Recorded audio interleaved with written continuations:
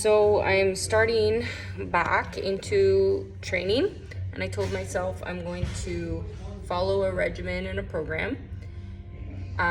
So I just have a book, and I'm gonna follow just back to basics. Like I'm going back to basics. There's a big thing too. Like my body does put on size and muscle, and that can be, it messes with my head because it comes with inflammation. I understand the body dysmorphia, the things I've been going through, but I've like have to be like the weight gain that I've put on, like some being muscle, but the different things like how we stand, our lighting, there's no lighting, like the shape, our bodies, and clothing, everything that we wear, like that can make a big difference.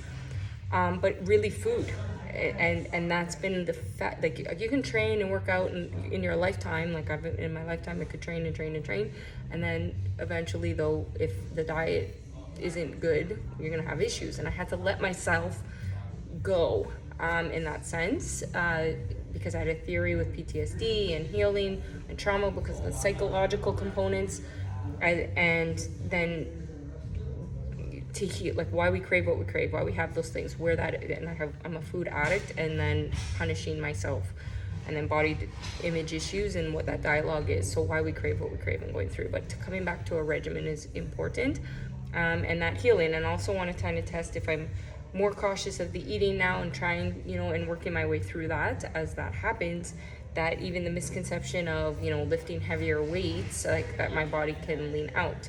But so we'll see, because I have to look at the habits. So many people go, yes, like I have to understand my hormones have changed, I'm older, right? That's one thing, but I have to look at the habits and be honest. And so often we blame different things. Like weight is a symptom that something isn't right?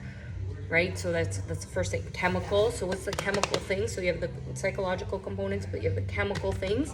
Okay, something's not right. Okay, it could be something that's coming in from, okay, so our skin, our environment, but also then what we're eating and what we're consuming, and then that stress and holding on to that, and then that goes back into then the psychological component and how we keep those things and our weight. So going to be testing this and documenting it. Looking forward to actually putting myself through a process, seeing how this works, and following a system.